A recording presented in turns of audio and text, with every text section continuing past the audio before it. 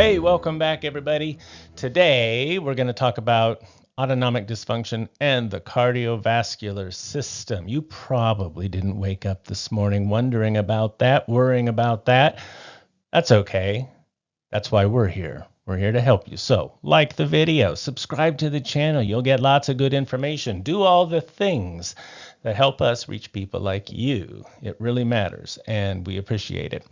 So, we're going to talk about the number one most likely cause of death. If you live in the United States, if you're male or female, it's cardiovascular disease, heart attack, stroke, heart failure, this sort of thing is the most likely cause of death, accounting for about 21% of adult deaths in the United States. Cancer gets a lot of attention, kills about 19% of us. So same ballpark, we should learn about that as well. But what we really want to talk about today is how the autonomic nervous system, how it's functioning, leads to cardiovascular disease. And you can do something to mitigate risk if your autonomic nervous system is not functioning properly. So let's dig in. If you watched my videos prior to this, you know the autonomic nervous system is divided into two components, the sympathetic component and the parasympathetic component. You also know that those two elements of the autonomic nervous system do different things, kind of the opposite things, and it's the balance between the sympathetic and parasympathetic nervous system that determines what your blood pressure is, what your heart rate is, how hard your heart is beating at any given moment. And you don't even have to think about it, thank God. The heart will respond to the demands of your environment. If something's chasing you, for instance, the body will respond by increasing sympathetic load and effectively decreasing the parasympathetic effect on the heart, increasing your heart rate and blood pressure and contractility. That's how hard your heart is beating.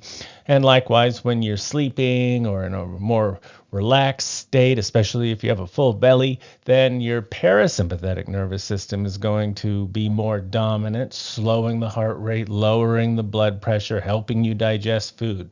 And so what determines the effectiveness of cardiac regulation is how responsive those two elements of the autonomic nervous system are to the demands of the environment.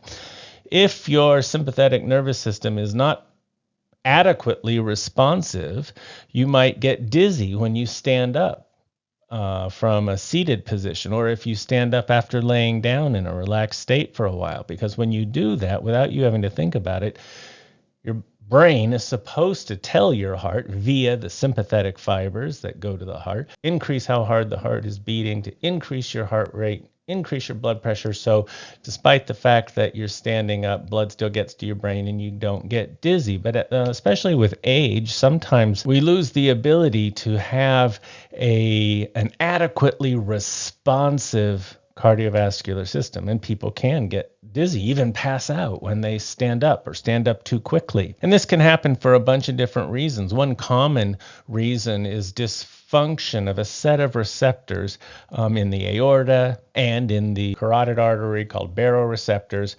People with a lot of heart, sometimes we use the word heart disease to mean atherosclerosis. We kind of swap those words sometimes, but we should be specific. And so people with more advanced atherosclerosis can develop baroreceptors or pressure receptors in the aorta or carotid artery that are not responding as well as they used to. So you can't accommodate a change in position by increasing heart rate and blood pressure in a way that keeps you from getting dizzy. And so sometimes, especially older folks with atherosclerosis, will stand up and feel very dizzy for a few seconds as their autonomic nervous system tries to accommodate the change in position. And we call this kind of dizziness orthostasis, which is a funny word that means you get dizzy when you stand up. And that's just one example of how autonomic dysfunction might affect the cardiovascular system, your health and well-being, but it's an important one.